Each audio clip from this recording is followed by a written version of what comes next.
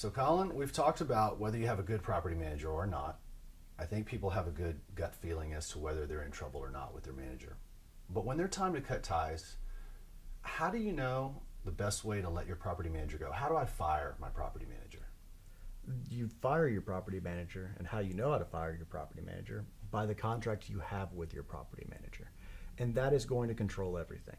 This isn't simply a hey, we're done type situation. You're playing both, I would say, offense and defense. And what I mean by that is you're playing offense by going out and finding someone that's going to do the job you expect them to do.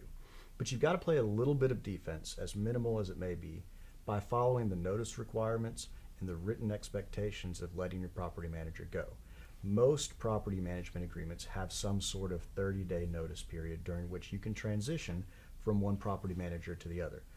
The most common mistake that I see people make in evoking that written notice of 30 days is they don't do it definitively enough, and they do it in a casual manner. If it's in writing, that's what needs to happen. Don't do it in text message, do it in an email.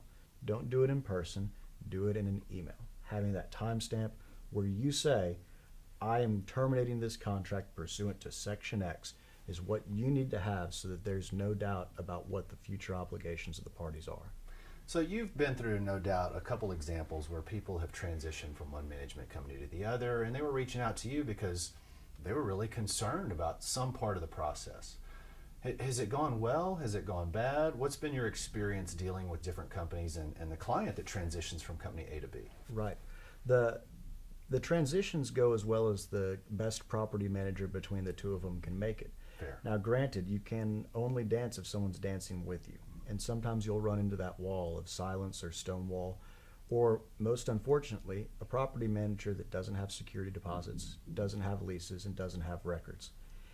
And unfortunately, in those situations, sometimes you've got to make a decision on whether to pursue them for those lost monies or whether you need to cut bait and move on.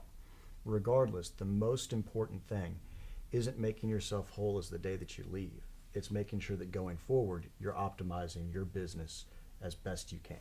The focus is on the property and getting that thing productive. You can fight the manager, but first you've got to get that property back up to speed. Absolutely. Your business is making money. It's not pursuing lost money. Right. Well, thanks for letting us know how to fire our property manager and transition to a good one. Absolutely.